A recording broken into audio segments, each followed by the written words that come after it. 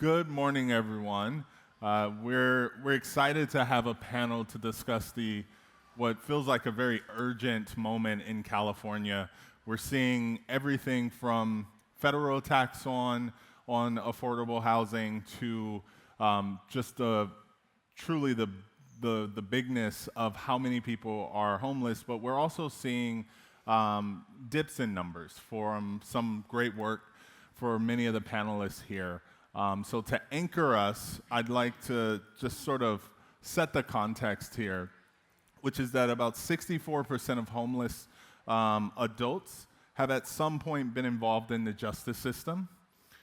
26% of them have been held in LA County jail system where they were homeless prior to being incarcerated. And while homeless rates have decreased slightly, the median rent in Los Angeles still stands at about $26.50. I want to introduce myself as this is pretty personal for me. I grew up in Los Angeles, in and around the Nickerson Garden housing projects in South Central Los Angeles. My entire life, never did I think I'd be a developer. And in fact, I was also at 16 incarcerated and spent about 5.5 years in locked away. And so never did I think I'd come home and be a part of actually solving the housing problem. And one of the ways that I have tried to focus on housing has been, how do we bring the nexus of government, private sector, philanthropy to actually solve an issue that feels like a human crisis issue and not a financial market issue. It's one that's misaligned our values in very many ways. And so I'm really excited to jump into this discussion with a great set of panelists who I'll let them introduce themselves. But on my far right here, we have Guido O'Neill from the Los Angeles Housing Service Authority. We have Alex Vysotsky from the National Alliance to End Homelessness. We have James Zinner from the Office of Military Affairs, and we have Molly Reisman from the Los Angeles County Homeless Department. And I did not go in order perfectly. But if you can start, Gita, and give us a couple minutes about your background, and we'll jump into this. Sure. So I'm the interim CEO for LAHSA, which is the Los Angeles Homeless Services Authority, and many of you might have heard of it. It's an organization that started 30 years ago when the city and the county sued each other, both upset about homeless services. And so my agency was started to kind of help resolve homelessness within the greater Los Angeles County area. So we service all of the 88 cities, the city, everyone together. I have been here for about, it feels like 10 years, but it's only been 2 months. Before that, I was a city attorney with the Los Angeles City Attorney's Office, working on a variety of things, including homeless policy, where we worked on the different ordinances that allowed more shelter to be built, more affordable housing to be built, and things like that. I was also a criminal prosecutor for many years, so I have probably a different background than most of these folks. And these folks are really, truly experts in homeless policy. And you will hear some really amazing answers to these tough questions. But in the criminal justice system, you see all of the things that happen when you don't have housing, when you don't have your basic needs. And so part of what we used to do in the program I ran, we really used to try to connect with folks and give people services in the field before there was a case. If there was a case, connecting them with social workers. As you all know, the services that are in court need to be really increased. And I think JCOD has been really good at increasing all of that and access to services. But those are all the things that kind of went into my background that led me here to be the interim CEO for LAHSA. Incredible. Jim? Yeah, so hello everybody. My name's Jim Zenner. I'm the director of LA County Department of Military Veteran Affairs. I was appointed by the board back in August of 2022. Prior to that, I spent about 4 years with the Department of Mental Health here in LA County. And before that, I worked for the VA and really grew up in nonprofit straight out of social work school. To all my fellow USC graduates out there, fight on. In my career, I've focused mostly on homelessness, peer support, and mental health. My very first program was for Iraq and Afghanistan vets out of Hollywood, and that's where I fell in love with working with justice-involved vets who were given a second chance as a result of their military service, and watching those veterans take advantage of it and really run with it really inspired me, so I'm glad to be back working in justice involved in my current role. Our department mostly connects veterans and their families to benefits, but we also have a very innovative program that no other county has called the Veteran Peer Access Network. It's 45 veterans, some justice involved, some formerly homeless, some who have overcome their own mental health and recovery challenges, out there connecting with their brothers and sisters who served and their families and plugging them into the VA, and if they're not eligible, plugging them into county services. Molly. Good morning, everyone. I'm Molly Reisman. I'm the Director of Policy and Planning at Housing for Health, and I don't always know how to introduce myself because we will soon be the Department of Homeless Services and Housing starting January 1st. But right now I'm still with Housing for Health. This is also really personal for me. I experienced housing insecurity in the juvenile justice system as a teenager, and actually because of an arrest got sentenced to community service at a nonprofit when I was 16 and kind of never left. That community service was at a drop-in center for homeless youth, and I've been working on homelessness ever since, and working in nonprofits, working in government, been with the county, been with LASA, but really happy to be with Housing for Health and in this pivotal moment of transformation, helping to set up the new Department of Homeless Services and Housing. We will officially launch the new department January 1st. That will be an incorporation of Housing for Health and the Homeless Initiative in the CEO's office. And then starting July 1st, we'll start administering the county funding that had previously gone to LASA. That'll be administered by the new department. So standing up a lot of infrastructure right now, and a lot of work ahead, but we're excited. Incredible. Alex. Good morning, everybody. My name is Alex Vysotsky. I'm with the National Alliance to End Homelessness. We are a DC-based nonprofit organization that has been working for approximately 4 decades on Capitol Hill, trying to lift up what the data tells us, what the research tells us, what practice in the field tells us, what people who have experienced homelessness tell us, to increase funding for programs, housing and services for folks experiencing homelessness, and create the policy change that we need in order to end homelessness. My role there is focused on California policy, trying to change policy at the state level here in California. But I come to this work based on community work. I started in Los Angeles a decade and a half ago, doing community work at nonprofits in East LA and in South LA, developing affordable housing, trying to prevent foreclosures for folks. And I took that experience, went to work in government before ending up here at the Alliance. Incredible. I'm going to name that the music seems to get louder and louder, so if anyone has a stop or pause, bear with us. I'll own that for us. But this question will go primarily, I think, to Gita and Molly. There's been an overall decrease in street homelessness. LASA and RAND does a typical count, and we were able to see that there's actually been a consistent decrease.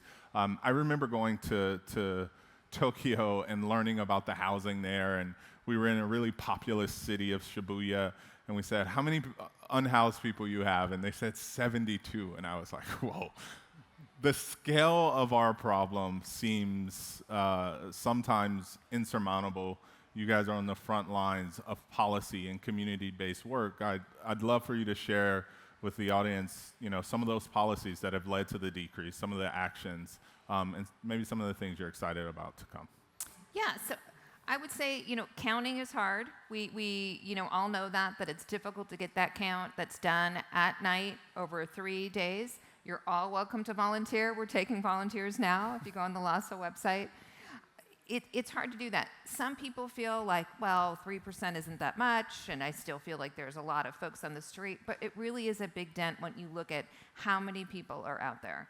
And it really, sometimes you're like, okay, if you take the barriers down for people to come inside, it's faster and quicker.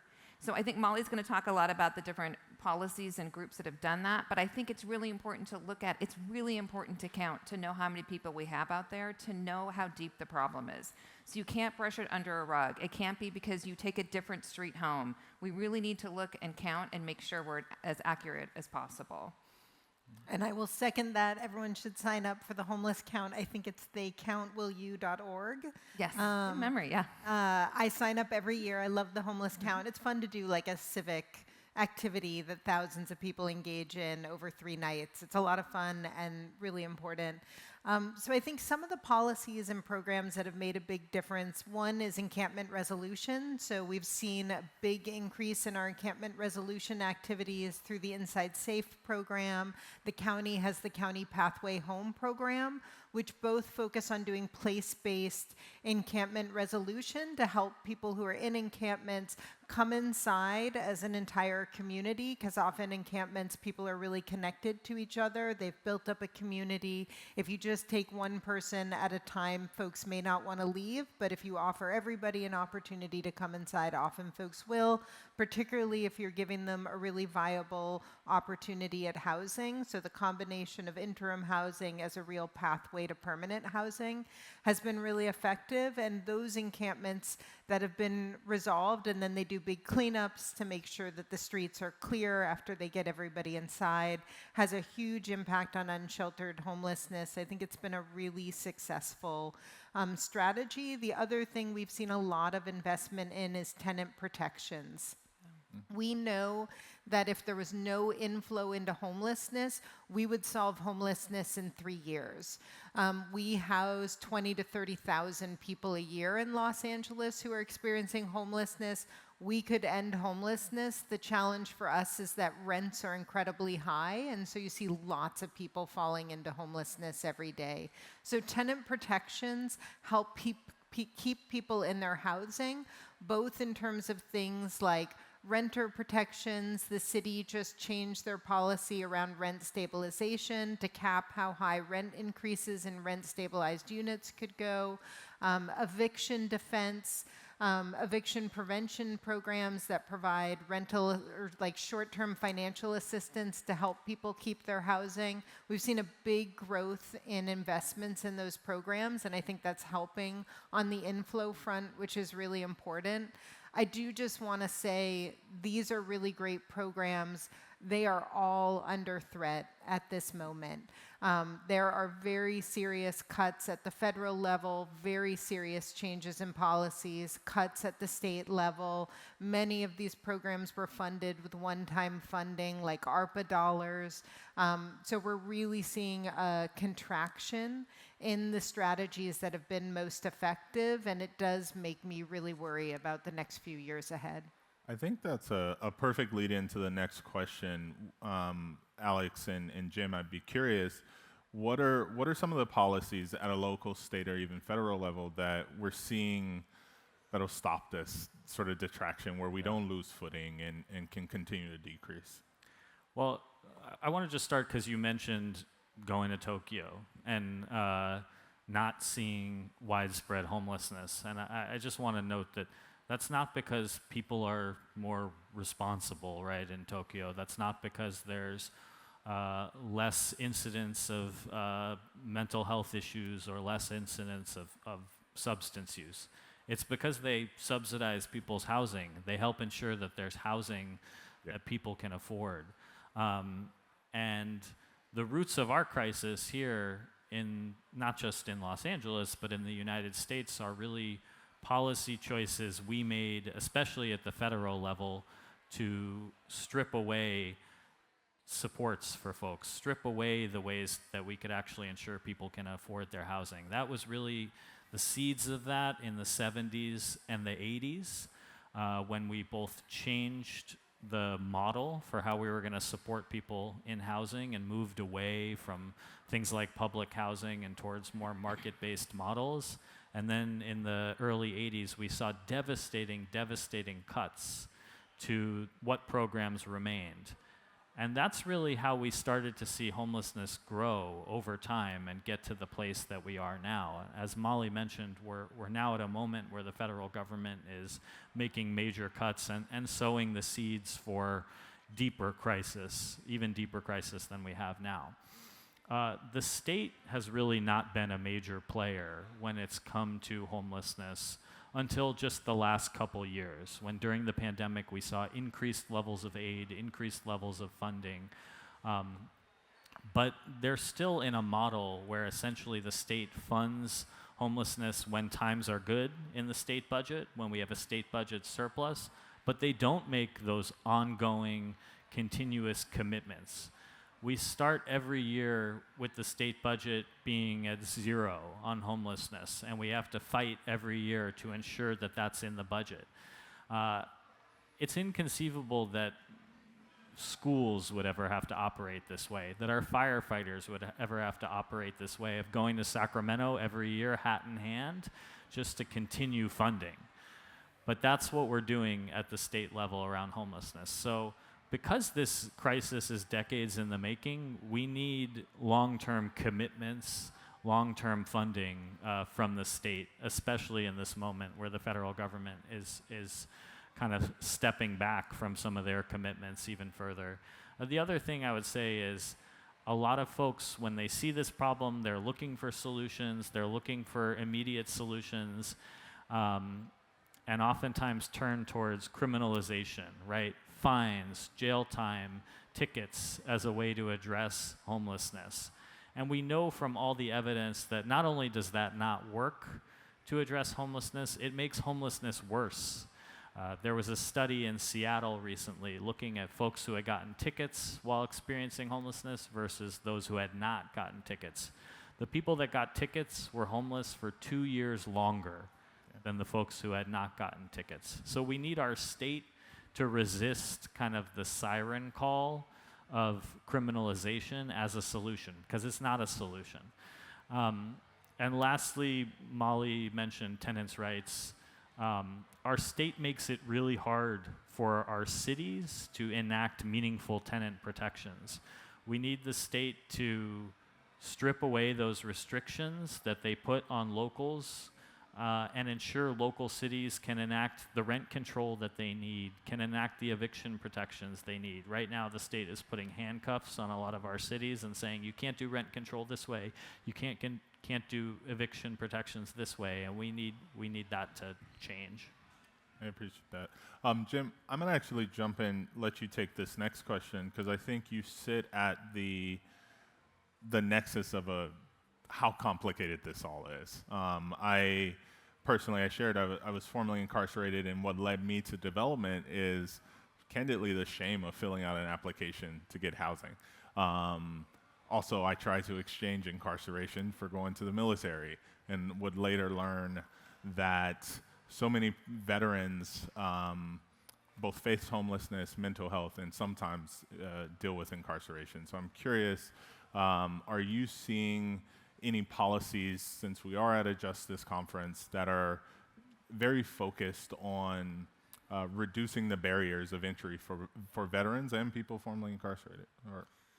So when we started the Veteran Peer Access Network back in 2020, we had an idea that this is a program that's very replicable. And so far, what we've seen is a lot of veterans really like the program. You know, it's very popular. You can build that instant trust when you both have served in the military, or you're a family member who served in the military and know that background. And so a couple of populations we were looking at right out of the gate was justice-involved individuals, as well as foster youth or transition age youth. And so that's something that I constantly advocate for, is replicating that program, because it's a perfect buffer for what's happening at the federal government.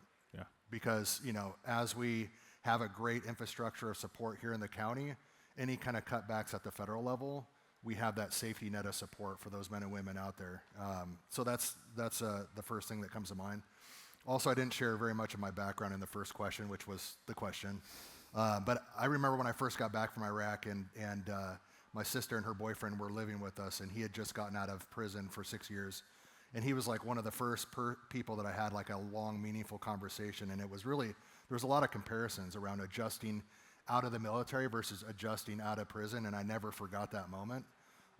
So, for me, I think, if it works for veterans, a peer access network could definitely work for justice-involved vets, and hopefully that's something that more counties can do. I spend a lot of my time advocating at the state and federal level for local government solutions such as the Veteran Peer Access Network. Incredible. Molly and Gita, are you all seeing any local initiatives to combat the barriers for just and involved? I mean, one thing I'll highlight, it happened a number of years ago, but there was a lot of work, and I have huge gratitude to all the advocates who worked on this. A lot of people get rental assistance through our public housing authorities, and our public housing authorities historically had restrictions on people with certain offenses that were stricter than was required by the federal government. So there was a big move, about 10 years ago to really push our housing authorities to only do what HUD requires, and hopefully someday we can get HUD to lift the things that they require, but that really opened up our rental assistance programs, and really looking at anywhere where we've put restrictions. And just to say, this is something that's really being pushed to be changed by the federal government right now. They really want to restrict access based on people's experience with the criminal justice system. So we're sort of seeing at the federal level a push to go in the other direction and really limit who can get assistance and try and keep people out of being able to get assistance, which we've pushed against a lot here locally in Los Angeles. Understood. And I would say it's always important to remember your credit too. So your credit score can help you get an apartment or not get an apartment. And when people get criminal tickets in the LA County system, if they don't pay them, and it's a fine, it gets turned into a fine that kind of goes into collection. And the person who got the ticket may forget about it, may say, the court dismissed it, it's fine. But a lot of times the court takes that and puts it into a system if the person doesn't do an ability to pay portion of their ticket, and it goes on their credit because it goes to collections. And then when they try and go to get an apartment, their credit is lower. So it's really important for systems to make sure that they're not punishing people doubly and triply for things that were maybe just, it was some, usually it's a ticket, it's an infraction. It's really not a high-level crime, yet the system has done all these things, and so now the person can't get an apartment because the person's credit's ruined. We really have to pay attention to systems like that to make sure that we're making it clear who does those ability to pay forms, where do they go, how can we make sure that people's credit isn't being ruined for something, an infraction that happened. Yeah, when I built our first building, I remember getting the sort of credit check and criminal criteria. One, that was a shocker that I had input in that. I just thought it was some benevolent hand telling people which credit to pick and which crimes not to pick. But there were recommendations, and all of the recommendations to not house people were directly correlative to crimes of poverty, and that blew my mind. Whereas actual finance crimes or things that seemed like you would want to talk about, they were okay. And so I think that's a really important point, both on the credit and which crimes are actually impacting people to get into housing.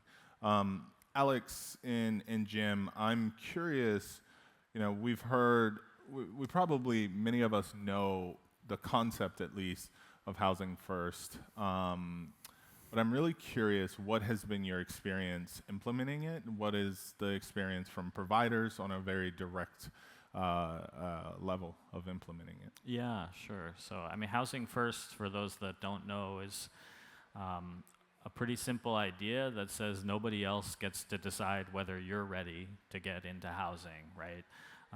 That everybody is ready to be housed, and that anything we put in the way of that, whether it's having to prove that you've participated in case management, whether having to show that you've been sober for 3 months, 6 months before you can get into housing, that all of those are just barriers that make it harder for people to actually get housed, and also make it harder for people who are, trying to seek services to get services and stick with them, right? If you're trying to change something about your life, there's nowhere harder to do that than when you are living on the street, right?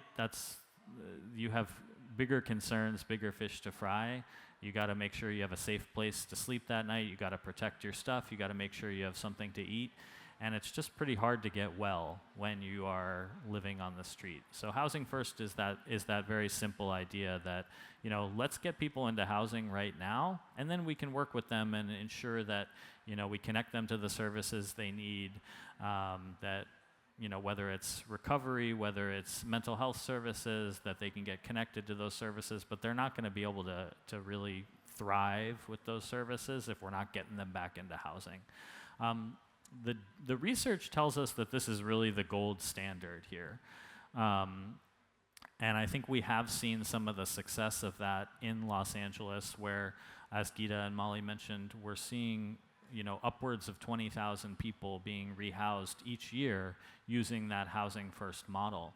And across California, we're seeing when the Housing First model is used, it works. Since the beginning of 2023, there's a California program called HAP. It's rehoused over 90,000 people and gotten them back into housing. And for the most part, those folks are staying in housing. We're seeing a pretty major attack on Housing First happening right now at the federal level. I think there's very important arguments, conversations for us to have about how Housing First is being implemented. What are some of the barriers? What are some of the things that are not working? But that's really not what's driving this attack on Housing First at the federal level. At the federal level, the attack on Housing First is really a distraction. It's really trying to get us having this ideological debate, having this philosophical debate to distract from the fact that the federal administration doesn't want to do anything meaningful on housing affordability, doesn't want to do anything meaningful to actually move people back into their housing, and so they're trying to move the ball and move the conversation. And I think Jim can probably speak to the veteran side. The veteran population is the one area where we have seen Housing First really meaningfully resourced, with both the housing and the services being provided in a really robust way. When that happens, it works. We've seen veteran homelessness cut in half over the last decade. And that's held true for California too. 45% decrease in homelessness across California over the last decade, and that's Housing First at work. Yeah, I think with Housing First, it really is difficult to implement. I will say that to do it correctly. There is, I think, two pieces that we overlook a lot, at least in the veteran realm, is community reintegration.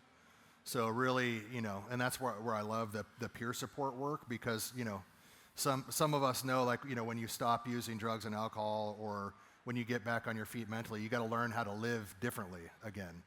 And if you're just checking in, like, on a biopsychosocial, and you're not getting in there about, like, hey, what are you doing on Friday nights? What are you doing now that you got your own place and all that kind of stuff? It can be very isolating. And that's what I saw bring a lot of veterans back to my transitional programs, is isolation and substance use. And so that's one thing I'll say, but I've seen a lot of success in Housing First. It's worked with the younger vets who maybe are not quite as chronically homeless, as well as the chronically homeless. What I really like to see is more placement into project-based housing for the chronically homeless, and that's where you got a group of veterans or people recently housed in one unit together, and you can wrap more services around that way versus the scattered site approach. But yeah, it's disheartening to think about trying to throw out Housing First as a whole, because it's had a lot of success. Yeah, it seems like there needs to be more of a nuanced approach. Molly just said one of the greatest successes they've had for getting people off the streets is actually bringing the entire community together. Yeah. And I think you reflecting back to us that, like, Housing First in the absence of peer support or peer groups, then there may be a conversation of difficult implementation, but housing first with actual service and community connection. Like we're still, I think something in my own personal work has been really important to normalize the human being. That's what we're talking about here, right? And with any human being, you need community, you need integration. I love the nugget of what are you doing on a Friday night, and who are you doing it with? And so I really appreciate that bridge between there. Before opening it up to the audience here, I'd love for each of you to sort of take a couple minutes to wax lyrical about your most important priority as a department, and more specifically, one of your most important priorities to support and uplift opportunities for justice-impacted individuals. We'll start with Geeta. Sure. I would say I work at a really large agency that is close to $1 billion, a little bit less soon in funding. And it's my goal to get as much as that funding to the people who need it, to really hone down our bureaucracy so that when you call, it's not 20 layers of things, it's really smaller, because the most important thing is to get the funds to people who need it. And we shouldn't be pulling from that. So I think that's probably the number one to regain, I think, with our agency, the public's trust with that. And two is to really alert folks about the changes that are coming with the federal government and the way they're approaching homelessness, with the food and the SNAP benefits and all those things, to really just make sure that you all stay aware, read as much as you can, stay involved, and vote, because that's what's really important. And that's really going to affect the numbers we see on the street next year and the year after, because I think we've had a decrease now, but to get that decrease again may be really difficult with the different policies that are coming. I do think that we should be open to lots of different kinds of housing. Sometimes I agree that when you put people in an apartment by themselves, when they haven't had good transition, it's really lonely and they don't have community. So creating that community for people is really important. I always dreamed we could do some sort of dorm where people had that community. They didn't have to worry about cooking, and they could really concentrate on their sobriety or their ghosts or their issues, so they can really do that. Because it's, you guys, it's really hard to do. It's really hard work. So, my main goal is just trying to make sure everyone stays aware of the things that are coming down the pike. And please, keep cognizant of that. Thank you. And we'll go right back to the last question real quick. The other piece is occupational therapy being used that the county is piloted. I've had a lot of conversations with the VA. We know they're building hundreds of units on the West LA campus, but really looking at using occupational therapy to really increase functioning and help veterans get back to a place to where, even if they don't work competitively, they're able to work or volunteer in meaningful situations, because that's really one of the biggest things that I see is if you don't have a sense of purpose, Yep. you tend to be lost. Yep. And so my priorities, top two priorities for my department is homelessness and justice involved. We just did a 6-month evaluation. We have a lot of work to do here in LA County for our justice involved veterans. It's a very broken system. We're not using veteran treatment courts the way they should. We're being folded into collaborative courts, which is helpful, but if you look at the efficacy of a real veteran treatment court, it is very, very effective. They use the military culture to motivate and help keep veterans accountable to each other and to the court, and we're working towards getting to a place to where we can have a true veteran treatment court here in LA that's an option for our justice involved vets. The other piece of the justice involved work, and we got that music kicking off again. Yeah. That sounds, yeah. The other piece is really creating a seamless process. So getting staff in the courts, the collaborative courts, getting more staff in the jails. Right now, we know we have about close to 300 veterans that are justice involved. Some of the benefits that are available to veterans and some of the consequences of incarceration, they lose that funding. And one of the biggest things that I'm concerned is about their family members. So veterans receiving service-connected compensation for injuries that were incurred as a result of military service.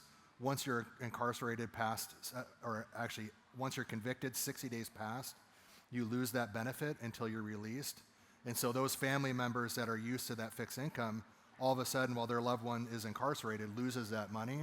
And so that's probably one of the biggest things that keeps me up at night, and I've been advocating a lot at a federal level to get that change to where the VA makes it automatic. They look in the system, oh, they have dependents, that money will go to the dependents while their loved one is incarcerated until he or she gets out. Wow. And then the other big issue is really when they're released, when veterans are released from incarceration, it often takes 30, 60, 90 days to get their benefits turned back on. And we were talking earlier about the recidivism. It's those opportunities, that not having the finances to actually get back out and live. Incredible. I want to lift up the work we did on the Skid Row Action Plan, because I think it's a great model and something that we really want to replicate in the new department. It's a community planning initiative that started in Skid Row in 2022, which really looked at the wisdom of the community to identify what are the strategies to help us create a healthier community in Skid Row. And that led to a couple different programs. One is the Skid Row Care Campus, where we've hired a lot of people with lived experience who are working in the community at a campus that's open 7 days a week from 7 a.m. till about 10:30 at night, where people can come and just whatever you need. If you need a shower, if you need a restroom, if you just need a place to sleep, you can spend all day sleeping there if you want. There's no restrictions. It's very low barrier, but it's also a place with a lot of services. So if you're looking for interim housing, if you need case management, you can get it all right there on site. There's medical care. There's a harm reduction health hub for folks who are active in their substance use and need support.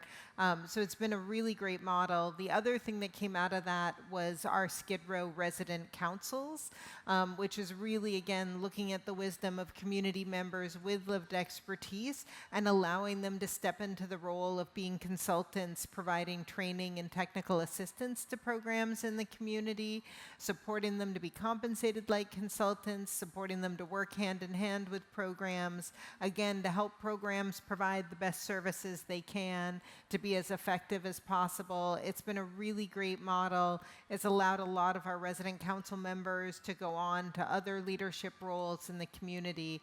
So that's been really exciting. I think the other thing we're really excited about, I've talked a lot about inflow, but we're really looking at how do we stem that inflow, whether it's with our homelessness prevention unit, which helps identify vulnerable people who are at risk of losing their housing instead of waiting for somebody to experience homelessness, reaching proactively out to people who've been identified through a predictive algorithm for being at risk and saying, hey, are you having a housing crisis? Can we help you? And it's been really effective. We're hoping to expand that program. We're also helping to expand our work with youth. We recognize that a lot of people who experience homelessness as adults either first experienced homelessness as a child or a young adult. That's a great time for us to intervene, help stabilize families and youth, get them on a positive track so that they don't end up experiencing homelessness as an adult and don't end up contributing to the chronic homeless population. So we're really hoping to expand our work in those areas. Incredible. Thank you. Alex? The top priority for my organization right now is trying to stop the policy changes that we're seeing on the federal level, which we estimate will kick about 170,000 people across the country back into homelessness. And that's probably a floor. The real number will probably be even higher. That includes likely 10,000 people across Los Angeles. So you talk about trying to sustain these decreases in homelessness, the federal government's coming to make that very, very hard. So we're working with folks on both sides of the aisle in Congress to try to stop that from happening and sustain what has worked at the federal level. And then at the state level, we're trying to emphasize to our state leaders, this is the moment to step up. This is the moment to step into the breach and take responsibility for this issue. I think at times we've seen our state try to point the finger at mayors, try to point the finger at counties and say, hey, you guys got to solve homelessness. That's never going to work, right? We need everybody to be collaborating, working together in this moment and taking collective shared responsibility. So one of the things we're working on at the state is trying to get that commitment, trying to get that kind of leadership on homelessness, so that we can keep making progress. Incredible. Last question, actually, before I turn it over to the audience. Slightly off script, but rarely do I get a chance to have such a panel as this. I know there's a lot of, we've talked a lot now about housing for justice-involved folks, how do we end homelessness broadly, but there's other side of this where we've also wanted people with lived experience to be on the front lines and working through this. And they themselves are either experiencing different, financial crunches on housing and or even the mental health tolls that it comes with providing services. And I know that you all either have done directly or touched on work to support folks who are actually working and doing on the front lines as well. And I'd love if you can share anything there or any of your hopes there. And anyone can start. Yeah, sure, I'll start. So we have a lived experience board that we take input from our programs.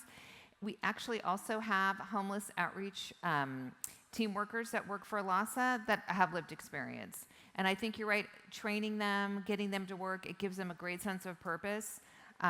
They can communicate really well with folks on the ground, but they are themselves really close to falling back into homelessness. So you may have heard we're transitioning funding to the county, and I think the most concern we have is for those workers and how they're going to keep surviving if they lose their funding. They are that close to it. So it's really real for them, too. Anyone else? I mean, I can jump in and just tell an anecdote. I mean, I'm a huge believer in the wisdom of people with lived expertise. I've seen over and over and over again so many times when there's things I didn't even know weren't working in the system, and then somebody will point it out to me. So I'll just give an example. I used to work for a housing provider, and we were really convinced that the number one thing we needed was more case managers. I mean, we had buildings, and we did need more case managers. Like, there was a building that had like 100 people and one case manager. Like, it was not working. But that's what we were obsessed with, and we had to find money for that, and it takes a lot of money to hire case managers. And we brought together some folks with lived expertise, and one of them took me aside, and he said, "I want to talk to you about refrigerators." And I was like, "Refrigerators? What's wrong with the refrigerators?" And he said, "You're giving us these dorm-sized refrigerators. And I don't know if you're aware, but in these refrigerators, the freezers, the ice builds up in that weird little thing at the top of the dorm-style refrigerator." And he said, "Property management is making us turn off our refrigerators for 3 days a month to defrost the freezer." We had no idea property management was doing this. Nobody knew that this was a thing that was happening in the buildings. It turned out DWP had a program to give free, full-size, energy-efficient refrigerators to anyone living in low-income housing. We get new refrigerators for 1,500 tenants for free because somebody said, "I want to talk to you about refrigerators." I never would have asked the question. Yeah. And that has just happened over and over again in my experience, where we have these blind spots in the system because we're not living it. You've got to talk to the folks who are living it. They're the ones who know what's really not working. And a lot of times, sometimes it is a simple fix, and it can really change people's lives. Incredible. I would also just add, we're making it harder sometimes for folks with lived experience to participate and give that feedback, because when we compensate them, and these folks are experts, they should be compensated, they should get paid, they're seeing their benefits get cut, right? When we've talked about this extensively, right? Whether it's SSI, whether it's Section 8 voucher, we need to stop punishing folks with lived experience for giving the feedback, giving the input, giving the consultation that we need by cutting their benefits. The other thing is, I think we have tons in the homeless system, tons of people working in the system with lived expertise, And we need to do more to elevate those folks and create pathways to leadership jobs, right? It's not just about, oh, we need people with lived expertise to be case managers, outreach workers. Like, no, we need them at every echelon of the system to ensure we're doing the work right and honoring their expertise. Incredible. Thank you. Yeah, if I could, real quick, I'll just jump in here. I mean, you're speaking my language now. This is what I've devoted my life to. Most people don't go from social worker to peer support, but that's my jam. But I'll just say, when the county's ready to start a peer access network for Just Involved, I'm there. I'm already working with some organizations in the foster care and transition age youth area to build that out, hopefully down the road. Whoever leaders in the Just Involved side, I'm available. I'm here. I'd love to have the conversation. Anything that I've learned, I will hand it off to you and make whatever connections I can to make it happen for LA County. I love that. Jim's ready. I'm going to open it up if there are any thoughts that the audience have, any burning questions. If we've put you to sleep, wake up and act like you weren't. Any questions from the audience? Okay, going one. Yes.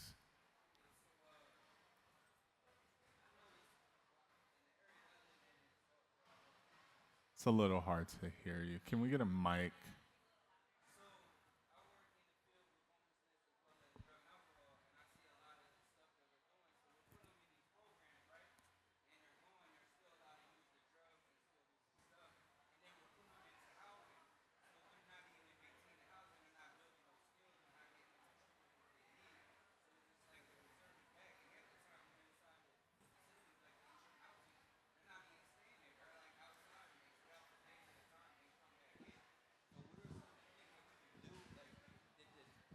Los Angeles is going to do for some of these things like that, so that we can get the treatment that they need so they can be self-sustainable and be able to keep the housing.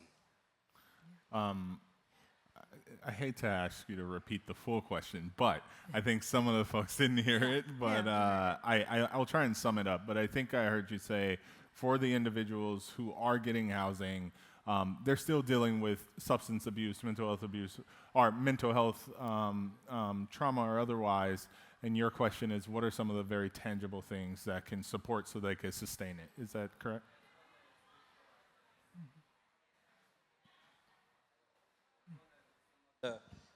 As well as with some of like the mental health, how are we allowing people to walk around barefooted in our communities with dirt all over them, and they're allowed and they don't get the help that they need? Yeah, I mean, if I can jump in on this one and just say a couple things. I mean, one, this is a panel about housing justice, and we actually haven't talked that much about housing justice, so I do want to say we really need a right to housing in this country. We need to say we're going to house everybody, regardless of what people's income is. That's what many countries across the Western world have. We're very unique in that we ration our rental assistance, Section 8, to only a quarter of people who qualify for it. So we really need to say we're not going to allow anyone to be unhoused, because what happens is the most vulnerable folks are the folks who end up out there, which is why you see the folks who are having mental health crises, folks who are active in their substance use disorders, the folks who don't have shoes on and have, untreated medical conditions, is because we don't have a legal entitlement, because when you don't have that legal entitlement, it's the most vulnerable folks who end up out there. And to go back to some of the things we've talked about, I really think the answer is community. We have to give people something that's a more viable, more attractive option than staying in their use. I do believe it's much easier to get sober, and it's much easier to get mental health treatment when you have the stability of a home. I think it's very hard when you're worried about where you're going to get your next meal. Is my stuff going to get stolen? Am I going to be assaulted? It's hard to think about going into a treatment program. But once you have some stability, you're more likely. But like we said, if you're the only person in a building working on recovery, it might not be that attractive. And so we've got to work at building those communities that support people to take healthy steps, whether that's recovery, whether that's mental health treatment. We have to build that into, these are buildings that are really focused on healing. And I think you're right, it's harder to do when folks are in the scattered site setting. where they're just renting a single apartment in a private market building and nobody else is working on the same issues they're working on. I would say we don't have nearly enough services out there to give people whether it's substance use treatment they need, the mental health treatment they need, right? What we're seeing is folks want access to the services, and oftentimes they're just not funded at the level they need.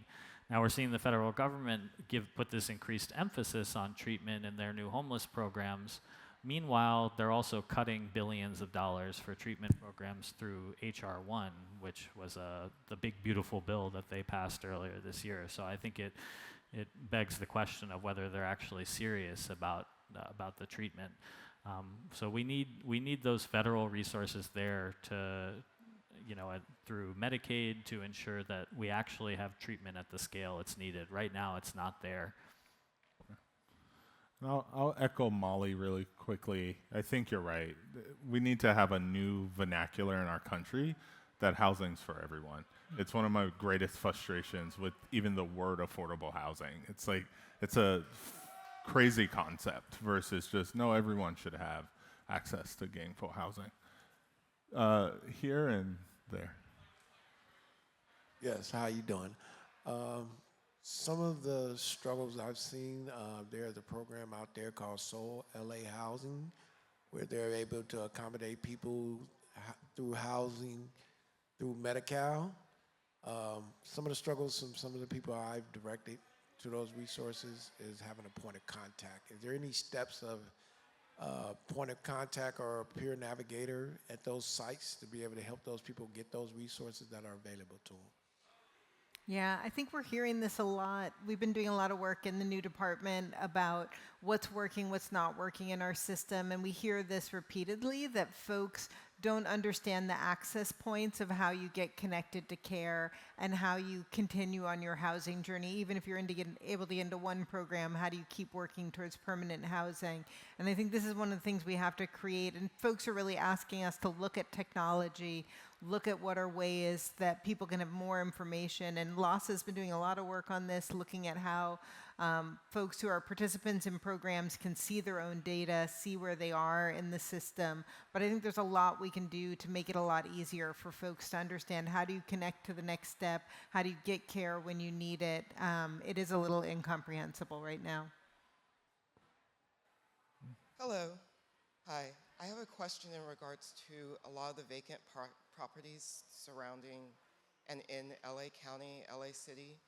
I kind of hear a theme being spoken that there is a want to work with potentially more private organizations or 501c3s on the problems that are going on. There are some gaps, and collaboration could be a strength for both the county and for the nonprofits. Is there any pathway that's being discussed right now to make it easier for organizations to collab with the county or city in order to pick up some of those properties or to collaborate on program implementation?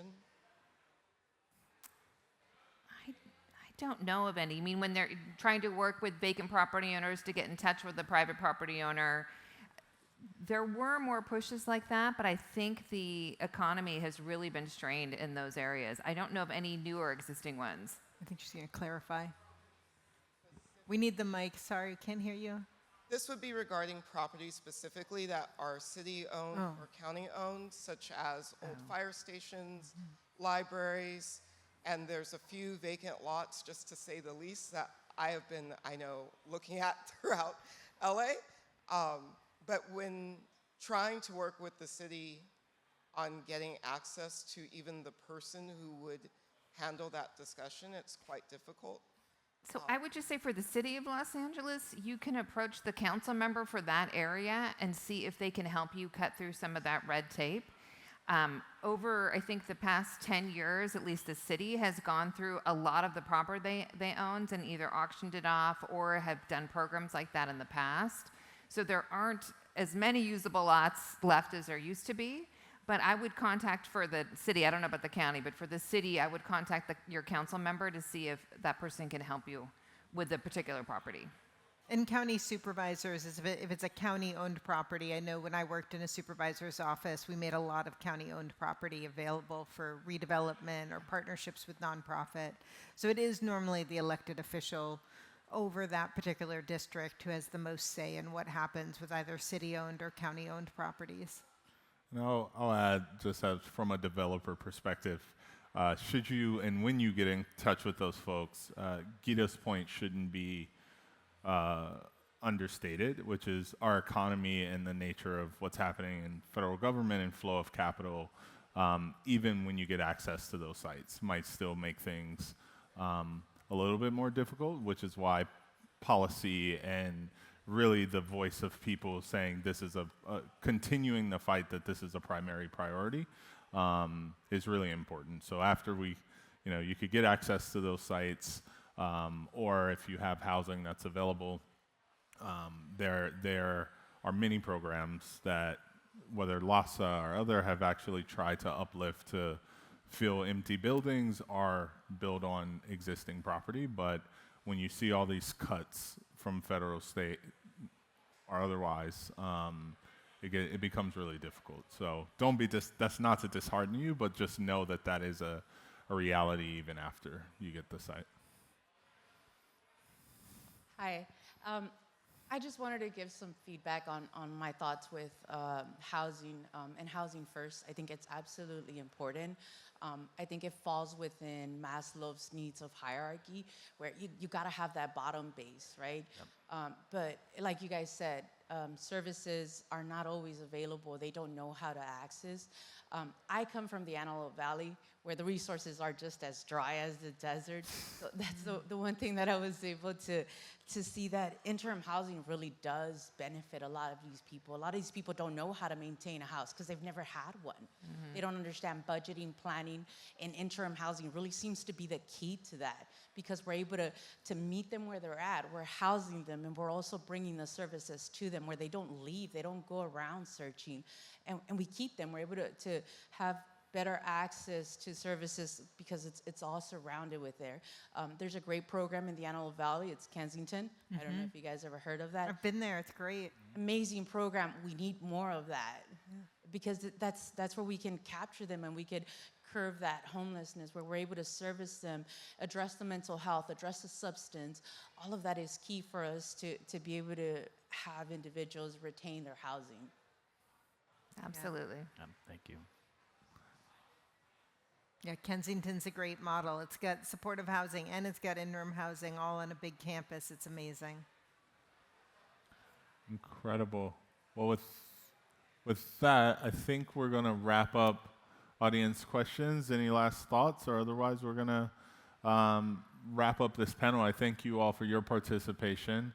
And I think, if there's one happy moment or light you have in this fight, what is it? And let's leave with that. Mine is, I'm thankful for all of you, no matter how difficult it is or how difficult the day-to-day is. I recognize it's difficult, and everyone here interested in working on the issue is pretty powerful. So that's a good light for me. I think for me, we've seen so much progress on the issue. That doesn't go away. Like the tens of thousands of people that have gotten back into housing and had housing and services change their lives, that doesn't disappear or go away just because we see the money dry up, right? We know what works because we've seen it over those years, and we need to hold on to that and fight to see much, much more of that in the coming years, because a window will open again for us to fight for what Molly mentions, to fight for housing for everybody. So that's what's keeping me going, is just knowing that we've seen it work, and it's worked for so many people. I'll just say I'm really excited to be at this summit today. It's great to see the energy that's here. It's great to see so many people who are working to help people have better lives, people who found better lives themselves. I worked on Measure J, so I'm like, oh, this is a whole movement. This is amazing. So thanks for everybody who's participating today. It's really inspiring. Yeah, I think I'm most thankful for working in a county that's fearless, to be honest. I mean, I couldn't imagine being able to do the work that I do in any other county in the country. So, and just inspired to kind of hear all the great work that LASA and the new department's moving towards. I mean, I knew of some of the initiatives, but hearing it all in kind of one conversation, we're doing a lot, and I haven't seen a single other municipality do what we're doing here. So. Yeah, actually, that was mine too. It is amazing when you travel around the country how different it is, and you come back to LA, and we have our problems, but people are open-minded. I mean, you can't have this conference across the country or even across the world, right? There's so much stigma attached to things, and I feel like in California and Los Angeles in particular, we're kind of getting over that. We all have issues, we all have baggage, and like, we really need to join together as a community. So I really do feel like this is a magical place. Sometimes it's not so great, but it's a great place to be. Awesome. Well, thank you all, and enjoy the rest of your day.